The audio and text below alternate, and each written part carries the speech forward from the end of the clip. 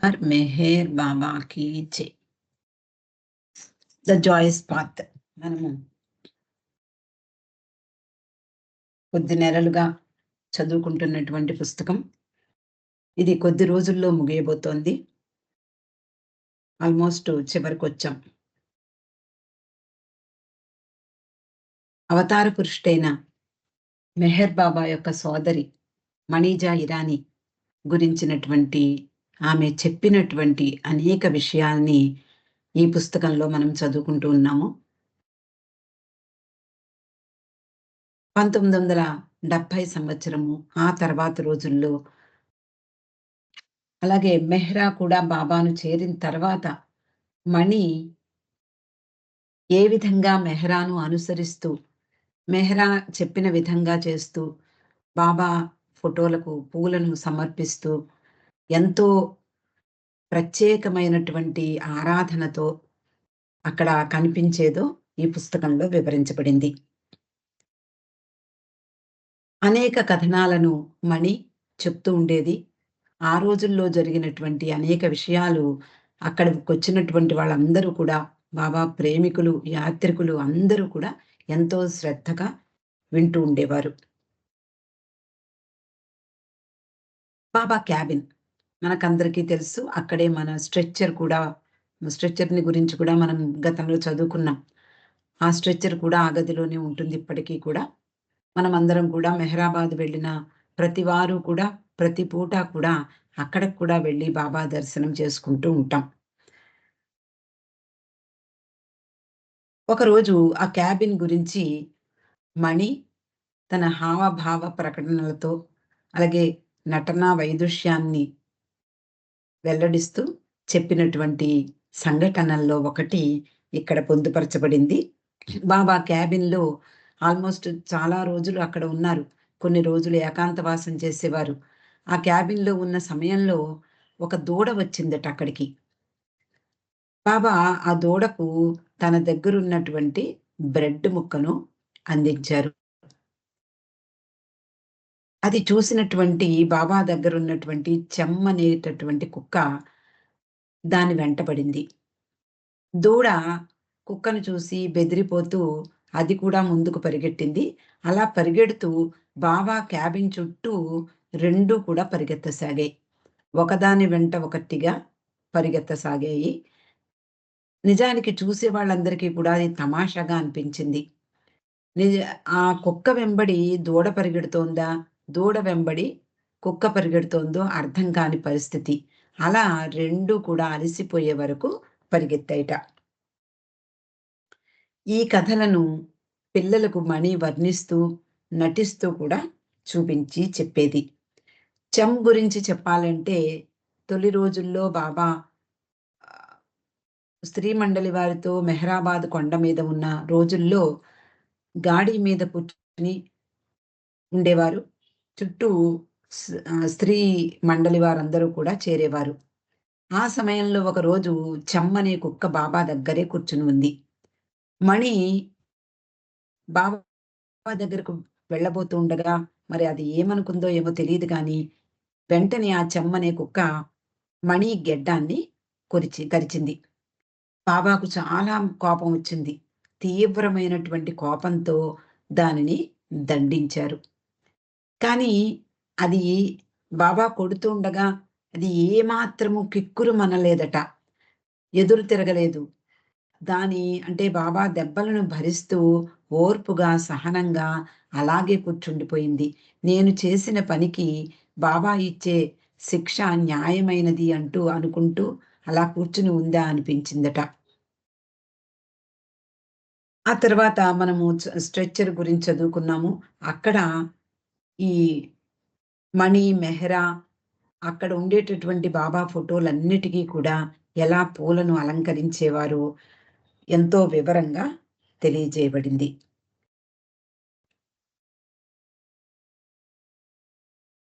బాబా శరీరం విడిచిపెట్టిన వెంటనే మెహరాజాదులో ఆయన స్ట్రెచ్చర్ మీద ఉంచబోతున్న సమయంలో మెహ్రా పరిగెత్తుకు వెళ్ళి తన దగ్గరున్నటువంటి ఒక దిండును తీసుకొచ్చి బాబా తల కింద అమర్చిందట. ఆ తర్వాత ఆ దిండును చూసేసరికి మణికి ఒక విషయం గుర్తుకొచ్చింది. ఆ దిండు తన తల్లి అయినటువంటి షిరీన్‌మాయిది. బాబాను ఈ భువికి తెచ్చినటువంటి తల్లిగా ఆమె రోజుల నుండి తన పాత్రను పోషిస్తూ, చివరలో కూడా ఆమె తన పాత్ర పోషించింది అని మణి ఎంతో చలించిపోతూ ఈ విషయాన్ని చెప్పింది. మణి జీవితంలో చివరి సంవత్సరం అనారోగ్యానికి ముందు క్యాబిన్ దర్శించినప్పుడు హెలెన్‌కి అసాధారణమైనటువంటి ప్రకాశంతో కనిపించిందట మణి. అక్కడ యాత్రికులకు ఆమె ఎన్నో కథలను చెప్తూ ఉత్సాహంగా, తమాషాగా, ఉల్లాసంగా ఉండడం కనిపించింది. ఆమె చెప్పే విధానం చూస్తే హెలెన్‌కి భయం వేసిందట. కొవ్వొత్తి ఎక్కువగా మండే కొవ్వొత్తిలా అంటే కొవ్వొత్తి ఆరిపోతూ చివరకు ఎక్కువగా మండేటటువంటి కొవ్వొత్తిలా కనిపించిందట. అలా ఆరిపోతుందేమోనని భయం కూడా వేసిందట హెలెన్ సారీ హెదర్ నాడెల్‌కి. అదే జరిగింది అంటోంది. కొండ మీద బాబా యొక్క చెక్కతో చేసినటువంటి సోఫా అంటే దాన్ని గాడి అంటారు. దాని చుట్టూ చాలామంది నిలబడగలిగేటటువంటి ఆ స్పేస్ ఉంటుంది. మెహరాబాద్ వచ్చినప్పుడు స్త్రీలందరూ దాని చుట్టూ నిలబడి మెహరా, మణి అక్కడ అక్కడికి వచ్చినటువంటి చిన్న పిల్లలను కూడా పిలిపించి వాళ్ళందరి చేత ఆ గాడికి బాబా ఫోటోకి దండ వేయించేవారు. తొలి రోజుల్లో బాబా సాయంత్రం వేళల్లో స్త్రీలతో కలిసి అక్కడ కూర్చునేవారని మనము గతంలో చదువుకున్నాం. అనేక పుస్తకాలలో కూడా ఉంది. ఈ పుస్తకంలో కూడా మనం చదువుకున్నాం. ఆ గాడి దగ్గర నిలబడి మణి కొన్నిసార్లు బాబాతో ఎన్నో సంవత్సరాల క్రిందటి సంగతుల్ని గుర్తు చేసుకుంటూ చెప్తూ ఉండేది. బాబా ఆ కొండనంతా కప్పి ఉంచేలా చుట్టూ చూపిస్తూ, వేళ్ళతో చుట్టూ చూపిస్తూ, భవిష్యత్తులో ఇక్కడికి యాత్రికులు ఎంతో మంది రాబోతున్నారు అని సూచించేవారు. అమరతిథి సమయంలో మణి ఆ రోజు ఆనాటి బాబా మాటను గుర్తు తెచ్చుకుని, ఈరోజు నిజమైంది. ఇప్పుడు నాకు బాబా మాట నిజమైనట్లుగా కనిపిస్తోంది అని చెప్పేది. కొండ అంతా ప్రపంచం నలుమూలల నుండి అంటే అమరతిథికి ఎప్పుడు ఈ రోజుల్లో మనం అందరం కూడా ఎలా వెళ్ళడానికి ఆతృత చూపిస్తున్నామో, అలా తొలి రోజుల నుండి కూడా ప్రతి అమరతిథికి ఎంతో మంది యాత్రికులు వస్తూ ఉండేవారు. ప్రపంచం నలుమూలల నుండి వచ్చిన ప్రజలతో ఆ కొండంతా కూడా నిండిపోయేది. మెహరా, మణి ఆనందంగా అంటే బాబా చెప్పిన విషయం వాళ్ళ కళ్ళ ముందు ప్రత్యక్షమైంది. వాళ్ళ కళ్ళ ముందే అది నిరూపితమైంది. అది నిజమైంది అంటూ వాళ్ళందరితోటి సంభాషించేవారు. అనేక మంది స్త్రీలను ఆలింగనం కూడా చేసుకునేవారు వాళ్ళిద్దరూ. పురుషులు దూరం నుండే మెహరాని పలకరించేవారు. మెహరా ఎప్పుడూ ప్రకాశమానంగా కనిపించేది. వచ్చే యాత్రికులతో గందరగోళంగా ఉండేది. దుమ్ము, ధూళితో నిండిపోయి ఉండేది ఆ ప్రదేశం. కొద్ది సంవత్సరాల క్రిందటి వరకు కూడా ఇదే పరిస్థితి ఉండేది. కానీ ఇప్పుడు మెహరాబాద్ కొండ మీద నీటి వసతి ఉన్న కారణంగా ఆ నీటిని చిలకరిస్తూ, అక్కడ దుమ్ము రేగకుండా చూస్తూ అనేక జాగ్రత్తలు తీసుకుంటున్నారు ట్రస్ట్ వాళ్ళు. అలా ఆ రోజుల్లో దుమ్ము, ధూళితో నిండిపోయి ఉండేది. ఆ ప్రదేశంలో మండలి స్త్రీలు 3 రోజుల పాటు తూర్పు గదిలో నివసించేవారు. రాత్రి, పగలు అనకుండా యాత్రికుల సందడితో వాళ్ళకి నిద్ర ఉండేది కాదు. అయినా వారందరూ కూడా అమరతిథిని యాత్రికుల సందడితో ఆస్వాదించేవారు. తమ ప్రీతముని పట్ల ఆ ప్రేమికులకున్నటువంటి ప్రేమ, అలాగే వారి పట్ల బాబా ప్రేమ, దాని విశిష్టత, అమరతిథి సమయంలో నిజంగా అదంతా కూడా కనిపించేది. ఆ రోజు మణి అంటే మా అమరతిథి సమయంలో జరిగిన విషయాలు, ఆ రోజు మణి కాసేపు విశ్రాంతికై ఈ తూర్పు గదికి వచ్చింది. కానీ లౌడ్ స్పీకర్‌లో అనౌన్స్‌మెంట్‌లు, పాటలు, కార్యక్రమాల హడావిడితో నిద్రపోలేక ఒక గంటలోనే మళ్ళీ తిరిగి వేదిక మీదకి వచ్చింది. హిందీలో ఆమె అమరతిథి యాత్రికులను ఉద్దేశించి ప్రసంగించేది కూడా. ఆ సమయంలో ఉత్తర భారతదేశం నుండి వచ్చిన ఒక జంట మణి ప్రసంగాన్ని టేప్ చేసేందుకు టేప్ రికార్డర్‌ని తెచ్చారు. వారితో బాబా గాడి దగ్గర మణి హిందీలో కథలు చెప్పడమే కాక, వాటిని నటించి తన ముఖంలో హావభావాలను ప్రదర్శిస్తూ, అనుకరిస్తూ, సైగలు చేస్తూ చెప్పేది. అంతలో అక్కడికి హిందీ భాష మాట్లాడే అంటే ఎవరైతే హిందీ భాష మాట్లాడుతూ ఉంటారో ముఖ్యంగా మండలి వారు, ఆ హిందీ భాష మాట్లాడే వారందరూ కూడా గుమిగూడేవారు. బాబా విషయాలు వినడానికి ఉత్సాహం చూపేవారు. వారి భాషలో తమ ప్రియతముని గురించి మణి బెహన్ చెప్పే విషయాలు ఆహ్లాదకరంగా వినేవారు. ఆమె లవ్ ఈజ్ సాక్రిఫైస్, ప్రేమయే త్యాగము అంటూ చెప్పేది. ఇది మండలి వారిలో స్పష్టంగా కనిపిస్తుంది మనకి. మణి తరచూ అమరతిథితో కలిపి అన్ని విషయాలు చెప్తూ ఉండేది. తొలి అమరతిథి సమయాలలో స్త్రీలు ఈస్ట్ రూమ్‌లో ఉండేవారు. అంటే ఇప్పుడు ఈ మనకి ప్రదర్శన ఉంది గదా! బాబా యొక్క వస్తువులు ఎగ్జిబిషన్. ఆ ప్రదేశంలో వాళ్ళందరూ కూడా ఉండేవారు. జనవరి 30వ తేదీ నుండి ఫిబ్రవరి 2 వరకు ఉండేవారు. ఒక సంవత్సరం ఫిబ్రవరి 1వ తేదీన గాడి దగ్గర నిలబడి ఉన్నటువంటి మెహ్రా, మణి వీళ్ళిద్దరి దగ్గరికి ఆంధ్ర నుండి ఒక జంట తమ బిడ్డతో సహా వచ్చారట. వారితో మెహ్రాకు, మణికి వాళ్ళతో పాటు వాళ్ళిద్దరికీ అంటే మెహ్రాకి, మణికి 2 చీరల్ని తీసుకొచ్చారు. అది ఆ రోజు తమ బిడ్డ మొదటి జన్మదినోత్సవం. ఆ సందర్భంలో వారిని ఆ చీరలను ధరించమని కోరారు. ఆ చీరలు నిజంగా చూస్తే వారిద్దరి టేస్ట్‌కి సరిపడినవి కావు. చాలా అందంగా ఉన్నాయి కూడా. అయినా వాటికి సరిపడినటువంటి బ్లౌజెస్ కూడా వాళ్ళ దగ్గర లేవు. కాబట్టి వాటిని తాము తర్వాత ధరిస్తాము అని మణి వాళ్ళని సముదాయించింది. కానీ ఆ జంట ఈరోజే మా బిడ్డ అయినటువంటి అంటే ఒక సంవత్సరం బిడ్డతో వచ్చారు వాళ్ళు. అంతకు ముందు సంవత్సరం ఆ పిల్లవాడు జన్మించారు వాళ్ళకి. కాబట్టి మొదటి జన్మదినోత్సవ సందర్భంగా మేము యాత్రికులమైన ఈ మెహరాబాద్ వచ్చాము. కాబట్టి ఈ చీరలు మా బిడ్డ జన్మదిన సందర్భంగా మీకిస్తున్నాము అంటూ వాళ్ళు ధరించమని మరీ మరీ కోరారు. ఇంకా చివరకు మెహ్రా, మణి ఎలాగో వాటిని ధరించారు. వాటిని ధరించేసరికి అందరూ కూడా ఆ చీరలను చాలా ప్రశంసించారట.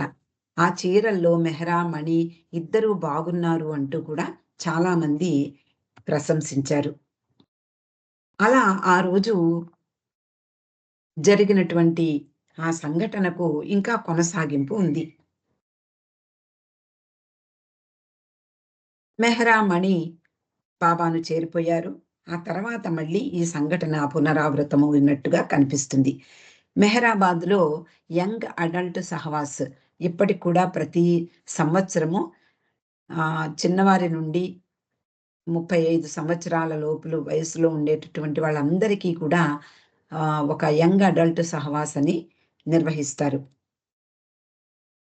అందులో ఎన్నో డిస్కషన్సు, ఎన్నో రకాలైనటువంటి అంటే మనలో ఉండేటటువంటి ప్రేమికుల్లో ఉండేటటువంటి కళాత్మకమైనటువంటి విషయాలను వాళ్ళు బయటికి తెచ్చే ప్రయత్నం చేస్తారు ట్రస్ట్ వాళ్ళు.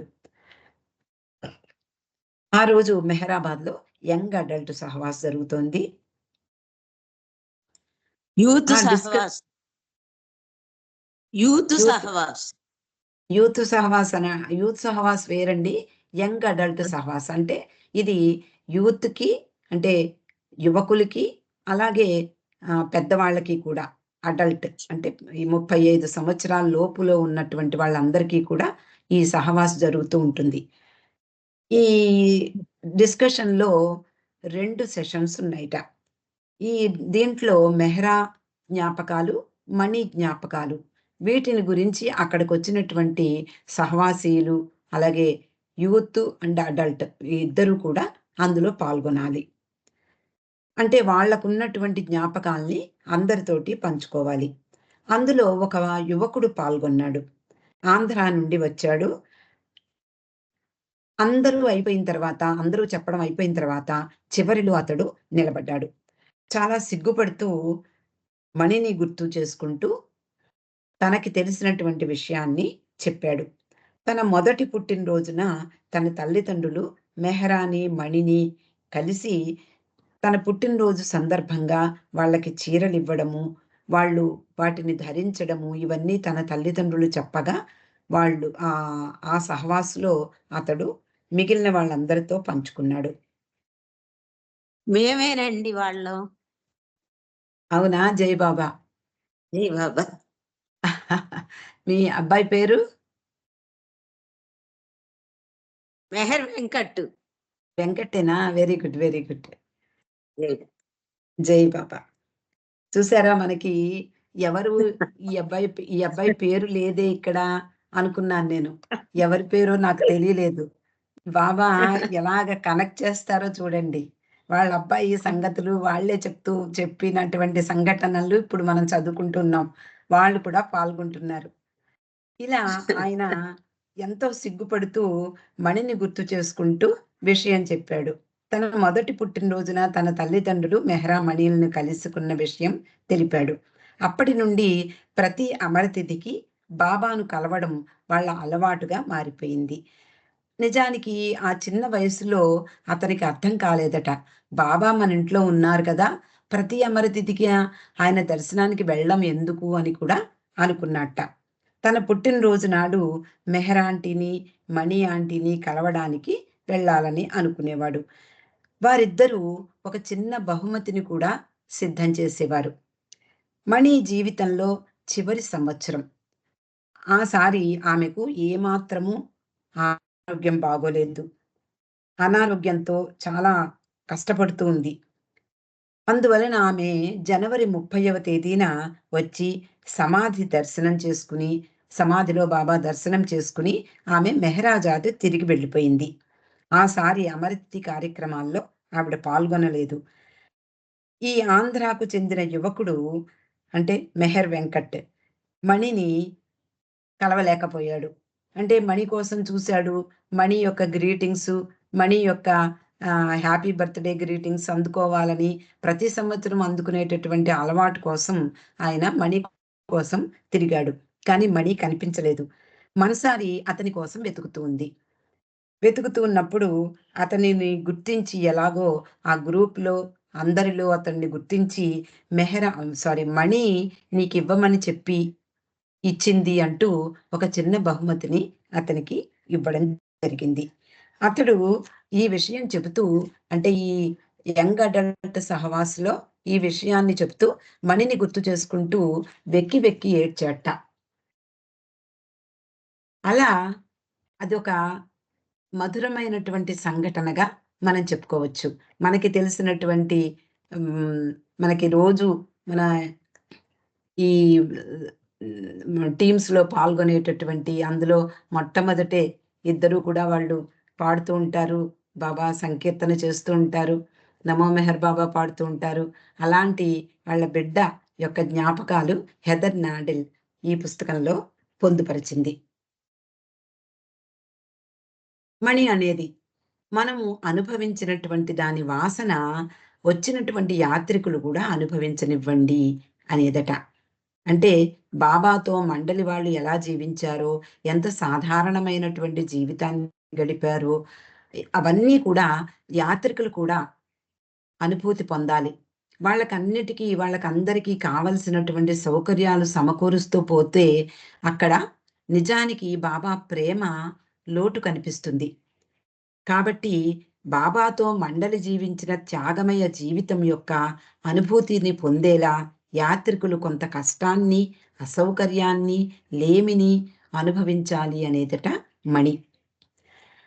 ఆయన కొరకు ఏదైనా వదులుకునే అవకాశాన్ని మనకివ్వాలని ఆమె కోరుకుంటూ ఉండేది. పాద్రి పర్యవేక్షణలో మణి గోహెర్. 1970, 71 ఈ సంవత్సరాలలో మెహరాబాద్‌లోని పాత ఆశ్రమ భవనాలు అంటే మండలి హాలు, అక్కడ ఉండేటటువంటి ఆహ్, యాత్రికుల నివాసము ఇవన్నీ కూడా వాళ్ళు మళ్ళీ రెనోవేట్ చేశారు. దాన్ని చాలా సింపుల్‌గా ఉంచారు. అక్కడ పడకలు, దోమతెరలు, రోజు 3 పూట్ల భోజనాలు, స్నానానికి ఒక బకెట్ నిండా నీరు. అలా వాళ్ళు ఆ రోజుల్లో ఏ విధంగా మసిలారో కిరోసిన్ దీపాలు, సాధారణమైనటువంటి ఆహారము ఇవన్నీ కూడా ప్రాపంచికమైనటువంటి దృష్టి నుండి బాబా వైపు దృష్టిని మరల్చడానికే వాళ్ళు కృషి చేశారు. అలాగే మణి రిజర్వేషన్ లిస్ట్ కూడా చూసుకుంటూ ఉండేది. ఎవరైనా యాత్రికులు వచ్చి 4 రోజులు ఉండవచ్చు. 1980 సంవత్సరంలో మెహర్ పిలిగ్రిమ్ సెంటర్ ప్రారంభించారు. పాద్రి, మణి ఇద్దరూ కలిసి నియమాలు, విధానాలు రూపొందించారు. ఎంపీసీలో బస చేయడానికి వచ్చినటువంటి వాళ్ళు అక్కడే నిజానికి అవతార్ మెహర్ బాబా తన విశ్వ కార్యంలో చాలా వరకు తన కార్యక్రమాన్ని అక్కడే నిర్వహించారు. ప్రపంచం నలుమూలల నుండి బాబాకు నివాళులు అర్పించడానికి అక్కడికి వస్తారు. ఇది హోటల్ కాదు సుమా అంటారు మండలి వారు. యాత్రికులకు బస మాత్రమే. క్రమశిక్షణ ముఖ్యం. అందరూ నియమాలను అనుసరిస్తూ నిజమైన యాత్రికులలా మెలగాలి అంటుంది మణి. వాటి గురించి ఎవరైనా ఫిర్యాదు చేస్తే మణి చెప్పేదట. మీరు మన దేశం కోసం రూల్స్ పాటిస్తారు. ట్రాఫిక్ రూల్స్ పాటిస్తారు. అలాగే స్కూల్లో అన్ని సందర్భాలలోనూ కూడా క్రమశిక్షణ పాటిస్తారు. అన్నిటికీ రూల్స్ ఉంటాయి. భగవంతుని ప్రదేశంలో రూల్స్ పాటించలేరా? అంటూ ఏదైనా ఫిర్యాదు వస్తే మణి నిష్కర్షగా యాత్రికులను యాత్రికుల్లా ఉండండి. ఇది యా ఇది వినోదానికి వచ్చినటువంటి వినోదాత్మకమైనటువంటి ప్రదేశం కాదు. పర్యాటక ప్రదేశం అసలే కాదు అంటూ వాళ్ళందరినీ కూడా సమాధానపరిచేది. అందుకనే మనకి ఇప్పటికీ కూడా ఎక్కువగా ఆహ్, ఏది ఆశించం. అలాగే బాబా ప్రేమికులకు అలవాటైపోయింది. బాబా అమరతిథికి వెళ్ళే యాత్రికులకు, అలాగే డి హాస్టల్‌లో, సి హాస్టల్‌లో వాలంటీర్ వర్క్ చేసే వాళ్ళందరికీ కూడా మనకి ఎక్కడైనా ఎక్కువ సదుపాయాలిస్తే మనము సిగ్గుపడిపోతాం నిజానికి. ఇది ఇంత అవసరం లేదు, మాకు వీటితో సర్దుకుంటాము అనేటటువంటి ఆ మానసిక స్థితి కూడా మనకు అలవడిపోయింది ఇప్పటికీ కూడా. ఎంత ఫ్రీగా వాటరు అన్నీ ఇచ్చినా, ఆ రోజుల్లో కొంచెం కూడా వాటర్ ఉండేది కాదు. ఏమాత్రము వాటరు కొంచెం కూడా ఎక్కువగా ఖర్చు పెడితే వాళ్ళని వాలంటీర్స్ అందరం మేమంతా కూడా వాళ్ళని గట్టిగా అదమాయించేవాళ్ళం. నిష్కర్షగా చెప్పేవాళ్ళం. ఇలా బట్టలు ఉతకకూడదు, ఇలా అన్నీ కూడా. ఎక్కువగా నీరు కూడా స్నానానికి ఇచ్చేవాళ్ళం కాదు. వాళ్ళు చాలా యాతన పడేవారు పాపం యాత్రికులు. అంటే వాళ్ళ ఇళ్ళల్లో ఎక్కువగా నీటితో స్నానం చేయడము, బట్టలు ఉతుక్కోవడము ఎంతో ఫ్రీగా ఉండేది. కానీ అక్కడ మాత్రం డి హాస్టలు, సి హాస్టలు ఒక్కొక్కప్పుడు హెచ్చిచ్చేవాళ్ళు ఆడవాళ్ళకి. అలా అక్కడ ఉన్నప్పుడు చాలా జాగ్రత్తగా కానీ ఎంతో ఎంజాయ్ చేసేవాళ్ళం. అక్కడ ఏది ఇది కొరతగా ఉంది, ఇది తక్కువగా ఉంది, భోజనం బాగోలేదు ఇవన్నీ ఆలోచించేవాళ్ళం కాదు. అప్పుడన్నీ కూడా హాయిగా ఎంతో ఎంజాయ్ చేసేవాళ్ళము. బాబా ప్రేమలో తలమునకలయ్యేవాళ్ళము. కొంత ఏమైనా కొంచెం కొంచెం గ్యాప్ దొరికితే బాత్రూమ్స్‌లో కూడా కూర్చొని బాబా విషయాల్ని చెప్పుకునేవాళ్ళం. నేను ఇంగ్లీష్‌లో చెప్తే ఒక బొంబాయి ఆవిడ తెలుగులో సారీ హిందీలో చెప్తూ ఉండేవారు. మరాఠీలో చెప్తూ ఉండేవారు. మరాఠీ మహిళలందరూ కూడా వచ్చి కూర్చునేవారు. అలాగే తెలుగు వాళ్ళు ఎంతోమంది బాబా అమరతిథికి వచ్చినటువంటి యాత్రికులు నిజానికి ఆ రోజుల్లో ఉండేటటువంటి ఆ సరదా, ఆ సంబరం, ఆ ప్రేమ ఈరోజు కొంచెం తక్కువగా కనిపిస్తుందేమో! మనకి కొంచెం సౌకర్యాలు అలవాటైపోయి ఆహ్, కొంచెం ఆ ఆనందం అనేది తగ్గిందేమోనని నాకనిపిస్తోంది. 'అవతార్ మెహర్ బాబా కీ జై' ఇక్కడికి ఈరోజు ఆపుకుందామండి. 'అవతార్ మెహర్ బాబా కీ జై'. జై బాబా అండి. లక్ష్మి.